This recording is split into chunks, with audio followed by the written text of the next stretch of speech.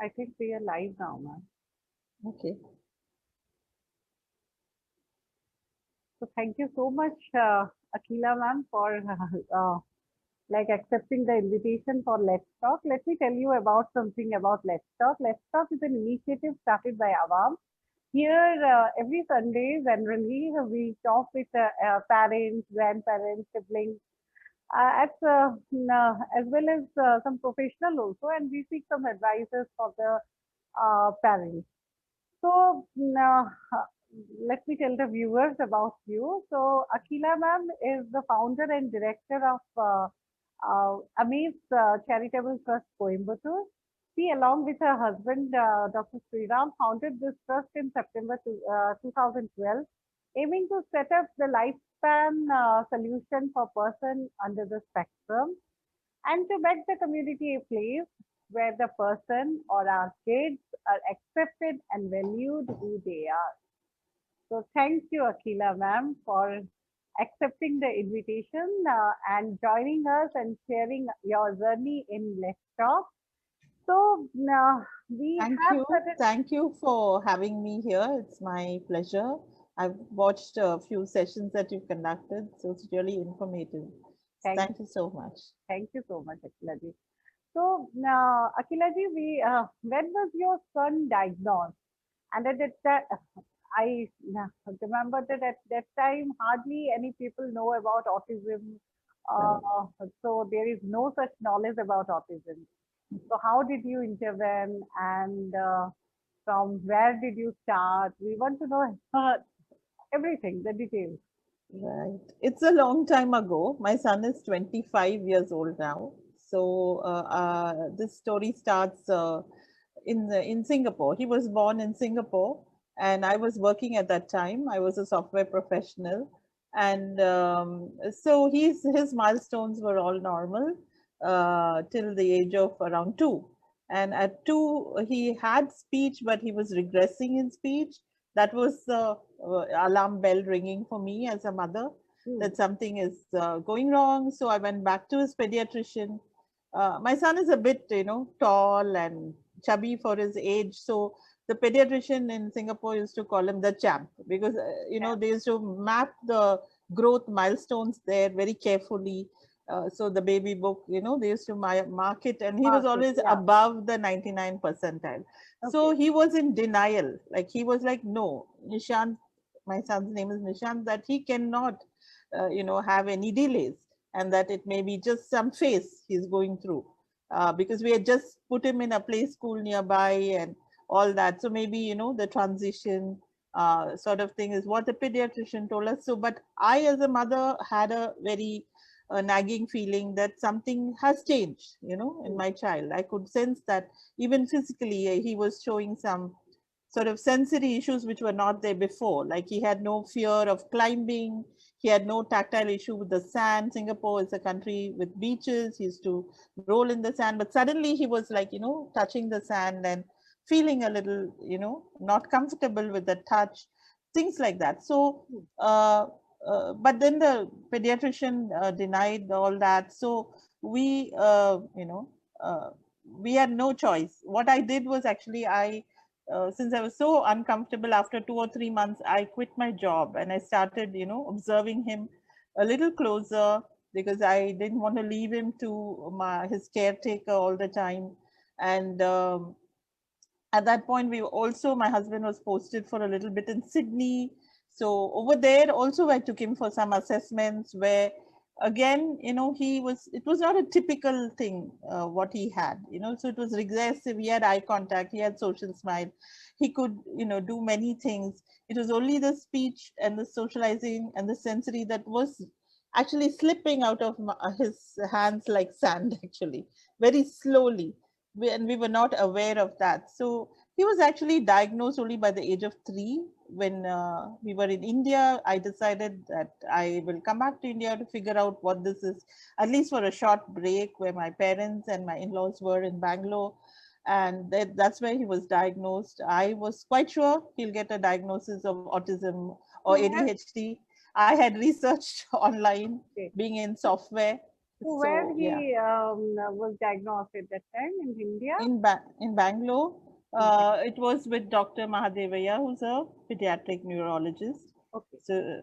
So he diagnosed him, and then he referred us for speech therapy with Dr. Pratibha Karan, who runs the DEAL program, Hmm. as well as to the spastics for OTs. So he got all the early intervention right from the age of 2.5. Yeah, Like right. we started in Sydney, and then he also went to Head Start Montessori School. Later on, he went to Prakriya. But with all that, he still was regressing. This is something nobody has been able to tell me why that was happening. But with all the therapy and intervention and my full attention, he still regressed. I mean, in terms of Still there was. especially speech. Okay. Yeah. So later on, he was diagnosed with also apraxia of speech, Okay. and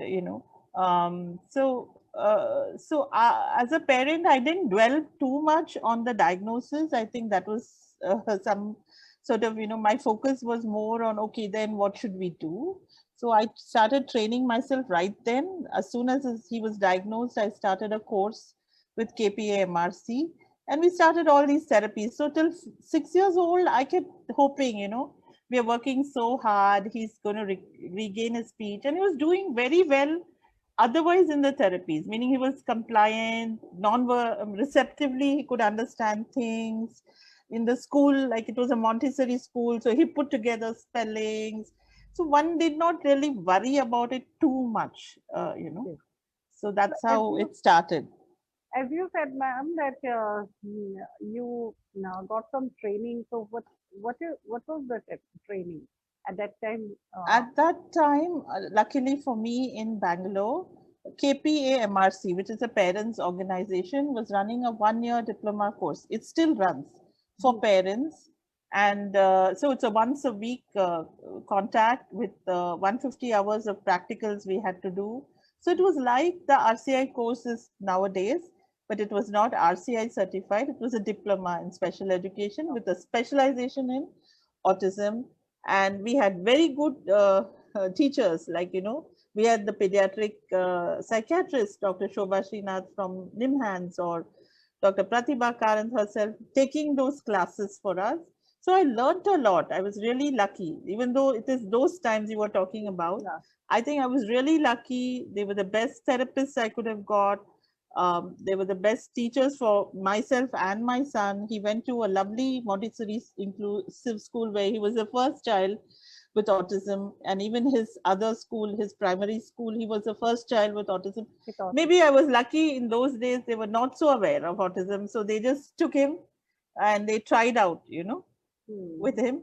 And it was really nice for him that he was in these inclusive environments. And we again were abroad for 3 years in the US, where again he was included till he was in grade 6 in the mainstream, even though he was nonverbal, because he could put together, use typing or use other means of giving his answer. So what are the therapies do you have done for Nishant? Everything under the Everything. sun, I think, because we did the speech therapy till he was 8, we did OT till he was 7 or 8, we did because he wasn't speaking, then I learned PECS and I implemented PECS for him. I used rapid prompt method. I learned directly from Shoma Mukhopadhyay, who was in Bangalore then. Then I went to the US and I got trained under her, and then that's how he started typing. We used a lot of assistive technology for him. I got trained in how to use assistive technology when I was in the US. I later went on to do my master's in psychology also because of the interest in helping mothers, how to counsel. These were the things that were my interest. So then for him, we tried biomedical, Ayurveda, auditory integration therapy, craniosacral therapy, you name it, we tried it till the age of 10 or 12 because we wanted to leave no stone No unturned. story. Yeah. Yeah. So we tried everything. As long as he was cooperative, as long as we felt it will not harm him, we did try it. We gave a good try. And if we felt it was not helping, also we stopped it. Okay. So as generally we ask Akila ji to all mothers, like they are Yeah. also.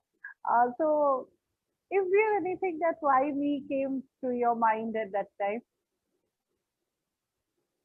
Hello. Like why me? Why this I thing has am. happened? I sort of lost you in between. Could you repeat that? Yeah. Uh, as generally, it's a question for number of parents also. They ask why me? So why this has happened to me? So is there anything came at that time to your mind?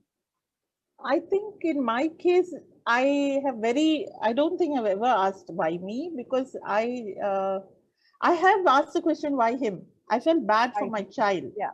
why Okay. he has to go through certain things that he has to go through. That was certainly the pain of seeing my child go through that was there. But it was never my why me. I just took it up as my job as a parent to support him with whatever his needs may be. Um, Maybe a lot of philosophical mindset right from childhood, and training under our own philosophy. I was a follower of Swami Chinmayananda and stuff like that. I think I Yeah. was okay. Yeah. So how was your reaction? Sorry, how was your family's reaction after Nishant Family, got diagnosed? Like your parents, your spouse?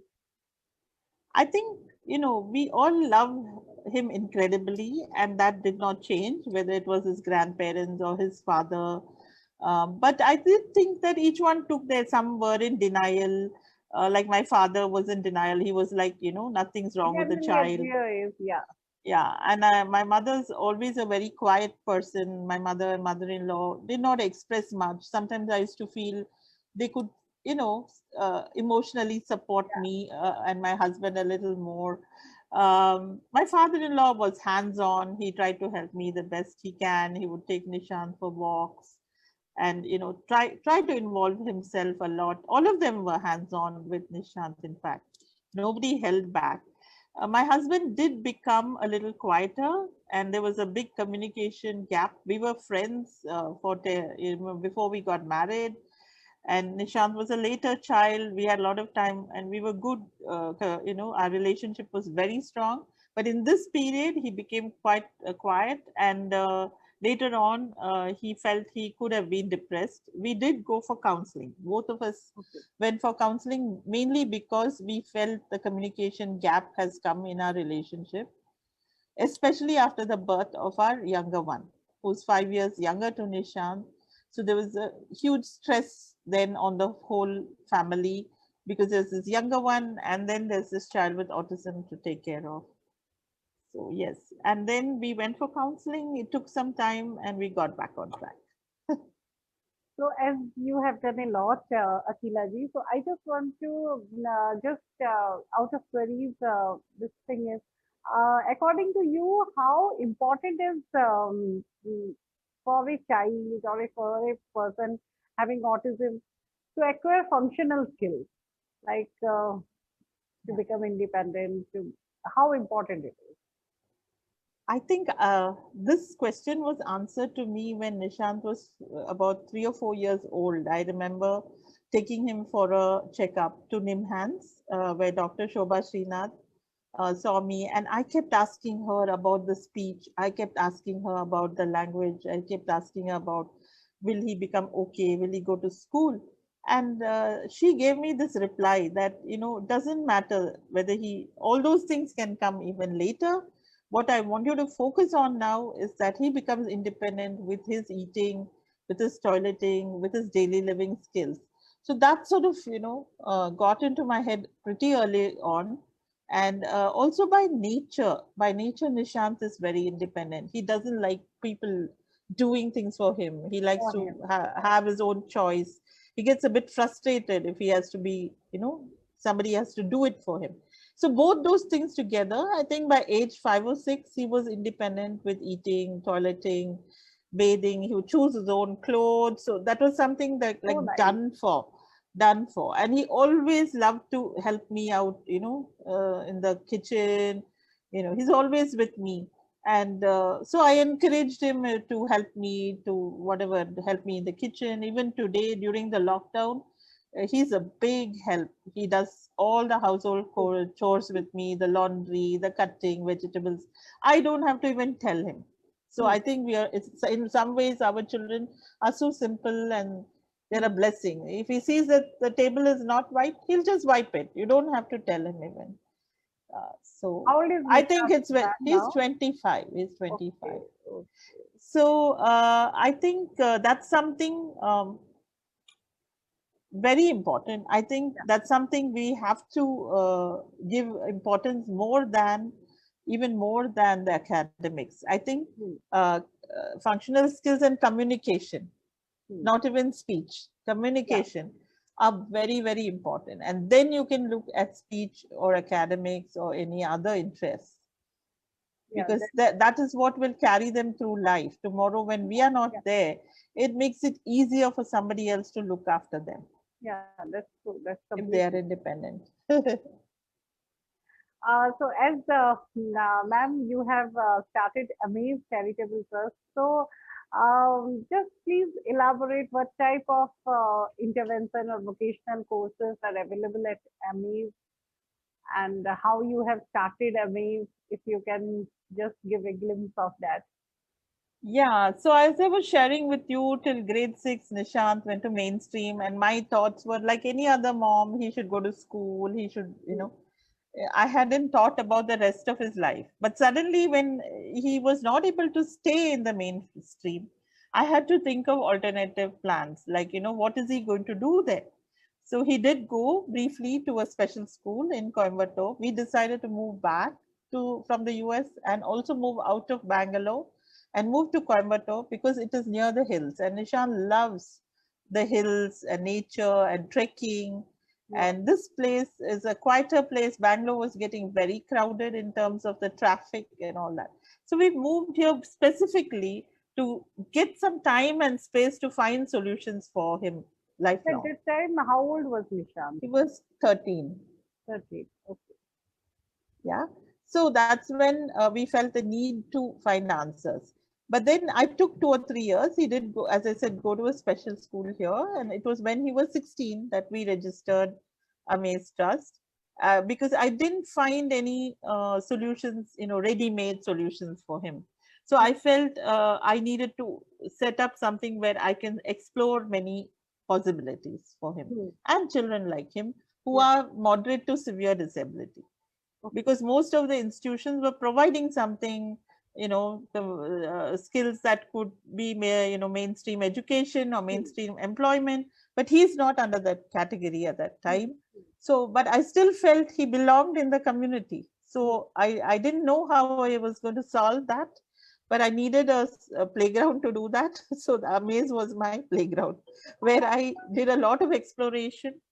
And one of the things that I was very confident about was the technology bit, because I had used technology a lot to make him communicate. He was using Avaz from 2010. He was using Avaz. Before that, he was using something like that. It's called a Voca device, where you press, and even before there was a touch screen iPad and all that he was using.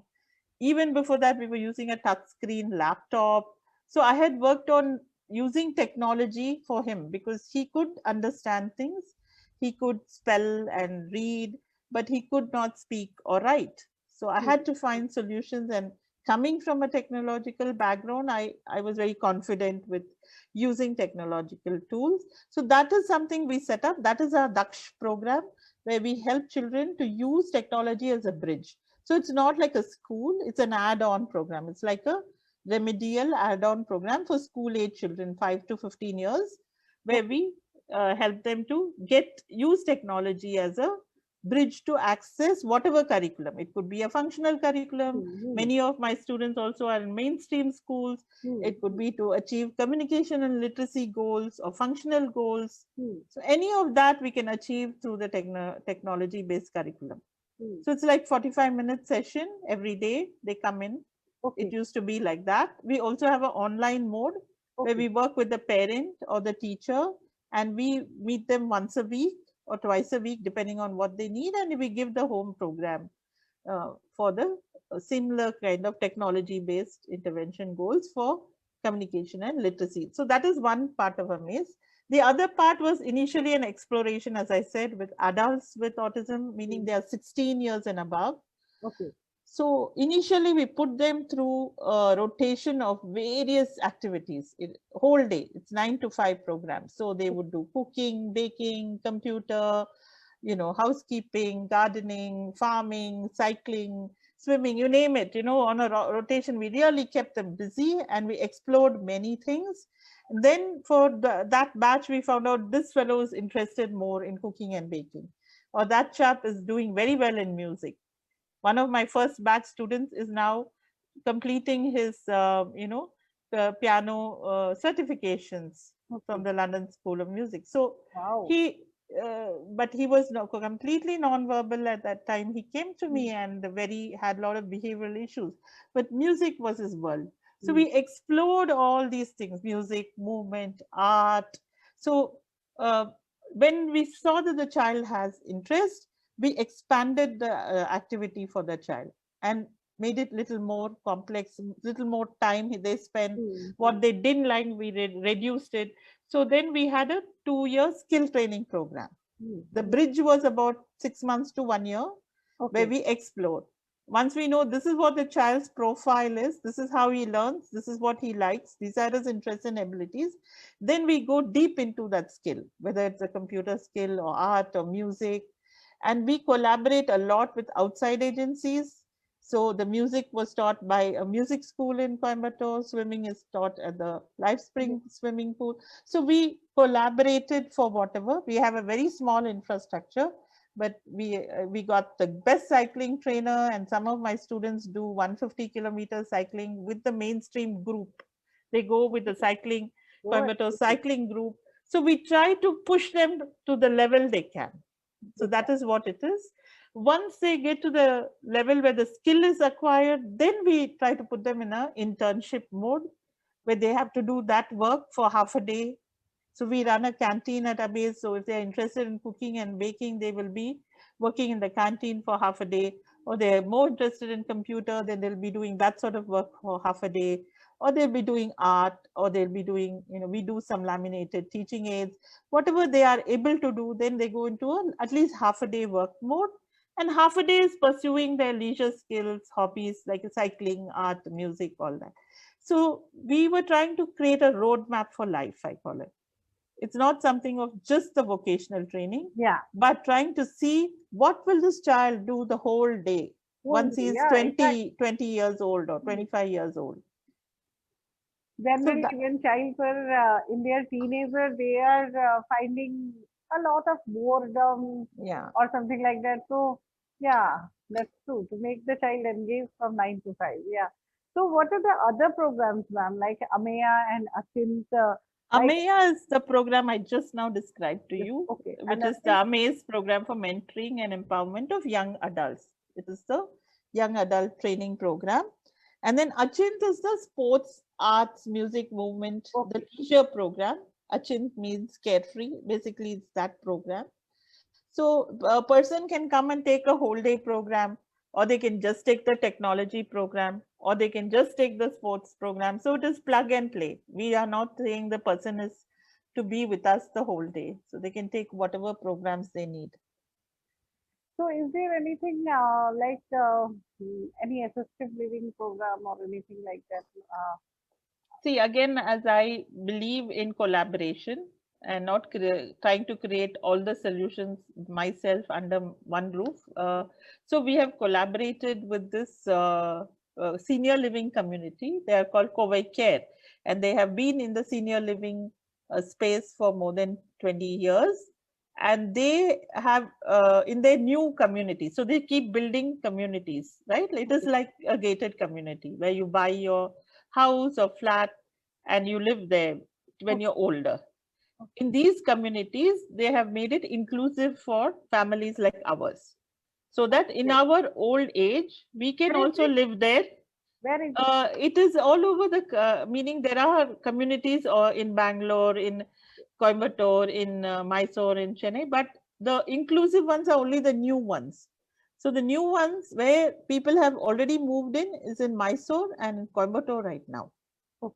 So future communities will also be inclusive. So there's a whole plan that we collaborated with this organization, and the people have moved in and they are quite happy, in the community. So here I just want to add, ma'am, as you said, communication is important. So how important it is for our kids to go for tech, to go for any like AAC app or anything like that? How important is for the kids generally? See, especially if the child is not able to communicate through speech. Many children have speech, but they're still not communicating through Communicate. speech. Yeah. Then it is important. AAC is a very, important tool that will speed track the child's communication skills, because our children are very sensory based, right? Their key in the brain is based on some sensory thing. It could be auditory, visual, tactile. Whereas something like a tab gives them all that feedback. So rather than we keep on prompting the child, when we shift them to an AAC system, it literally makes them independent of us, first of all. So rather than communicating through us, they start communicating with us, with us. Yeah, with us. Yeah. So that is the goal that we need to reach first. And then it is again a huge tool for literacy. Many of our children don't understand things unless they are presented visually. So using it for learner also. Yeah. So there are a lot of apps and tools. There's Avas, there's Clicker, which is a literacy app. And we can even use, if we don't need fancy apps, we can use Microsoft Word. That's the part of our Daksh program, is where we use Microsoft Office tools like PowerPoint, Paint, and Word itself to create, worksheets for our children. It still makes it easier for them to understand and to respond. Everything if they have to write, everything if they have to say, it frustrates them. But unfortunately, in our education system, we want them to do that, right? But when they use assistive technology, it's a real game changer, I will call it. Yeah. So, ma'am, thank you so much for giving such a nice your journey, as well as the suggestion for the parents. Any pointers you want to discuss or give any suggestion to the parents, like for new parents or for like the parents who are just going through this journey? Because we need a lot of guidance from you. One thing is, I do work with the mental health of parents. I do counseling for parents through, if any parent reaches out, I always spend time with them. Besides that, we also have a WhatsApp group called Ask Akila, where once or twice a month, once in 2 months, we gather and we discuss the emotional well-being of the mother. And my husband also runs programs for emotional well-being of dads. So it is something we need to take care of ourselves, our emotional well-being, because for one, we need to be present for our child in our full energy and full form for our child. For that, we need to take care of our emotional health, as well as to live long peacefully. We need to live long enough, as long as we can. Also, mental health plays a great role on physical health. So if we don't take care of our mental health, our physical health will be impacted, our energy may be impacted. We may be more. Here one thing, sorry to interrupt you, ma'am. Here one thing I just want to add, that many mothers, they feel that there is one guilt factor and all, that we are working and still might be I haven't worked so much today. So that guilt factor, how they will overcome it? Because that is much needed, because sometimes we all feel that, okay, it's like I have not worked with my child and all. That's why its guilt is there. See, I think this guilt is there in every parent, whether you are a special needs parents or not. You always want to do better for your child. This is how much ever you do. You always feel, I could have done that better. I could have done that then. But that's okay. It's okay to feel, I don't feel it's something very different. when you have a feeling like that, is the best is to acknowledge it, to say, yes, I'm having this feeling. And then the mistake if we'll do is we keep with that feeling for a long time, and it is still coming in the way today of doing something for our child. So now that we become aware that we have this sort of a guilt, this sort of feeling, we need to think today, what can I do? Yeah. Evaluate the situation today and say, from today, this is what I'm going to do. And then you will see a big change in yourself and the child itself. And often we cannot be perfect. We don't have all the answers. The world doesn't have answers. You talk to the best experts or pediatricians, they don't have answers for all our children. So we cannot take the whole burden of solving the issue for our children on ourselves. That's another thing.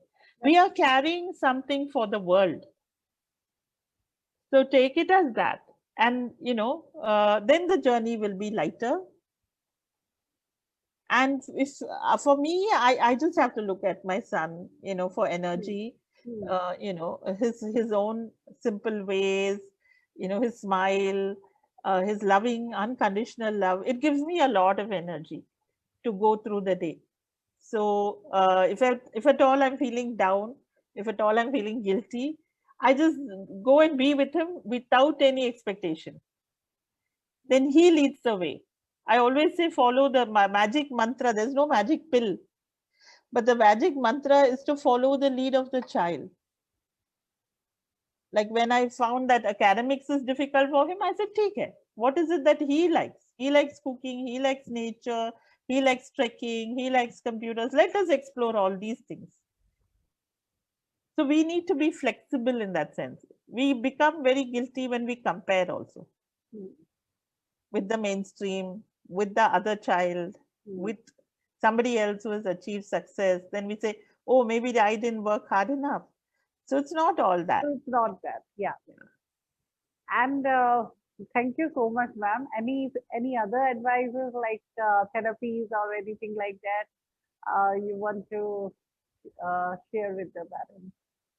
As I said, communication and functional skills, daily living skills, making the child useful at home, uh, is and in the community finally is very important. So focus on day-to-day functional skills. He should know to cross the road. He should know to come back home. He should know the way. All our children cycle on the main roads, and they know the paths to come back home. They know to the ones who have Very yeah. So important. so many those practical skills are more important. So focus on that. And as far as vocational or lifelong skills, hobbies go, do follow the lead of the child. Hmm. Do believe in the potential of your child. It may be not in this area that you're working on, then explore another area. At some point you will hit a space where the child is happy and being able to function. Even with children with very severe disabilities, Hmm. they may just enjoy. There are 2 or 3 of my students who just enjoy just being in nature and painting. They don't do much else. They don't do the cooking, baking, or the technology. Hmm. So we started taking them to a farm for internship. Okay. They are most happy there because they like to play with the mud, they like to play with the leaves. So we converted that over time. Now they are That able to fill the grow farming. bags. Oh, so They are sweet. able to pluck the Crop. unwanted leaves. They're able to sweep in the farm.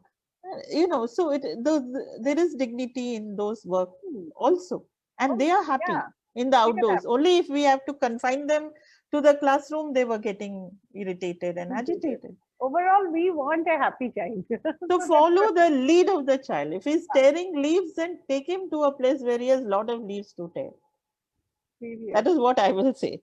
And and be ready for a long haul. There are no quick fix. There's no magic Hmm. pill, as I Yeah. said. Yeah. So be ready for the long haul, physically, mentally, financially. Hmm. Hmm. Then it's easier. If we are always anxious that tomorrow we have to get a result, then the anxiety itself comes in the way of our own, you know, attitude towards our child. That's true. That's true. Completely. We cannot expect that one miracle will come and Yeah. will make something tomorrow itself. Thank you Yeah. so much, ma'am, for sharing welcome. such a wonderful journey and giving this things, this tips or sharing these things to parents. Really, it's very like it's lovely to talk with you, ma'am. Thank Anytime. you so much. Thank you so much for the opportunity, and keep doing what you're doing. It's a Thank, great job.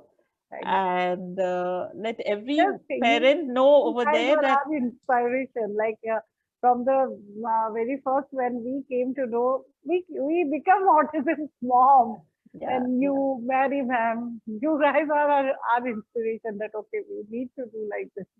absolutely. We are all a family.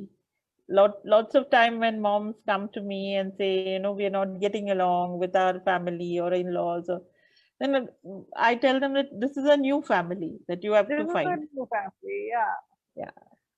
yeah, completely. I also used to tell that our society is way behind. This is our society. Yeah, this is our family. Thank you so much.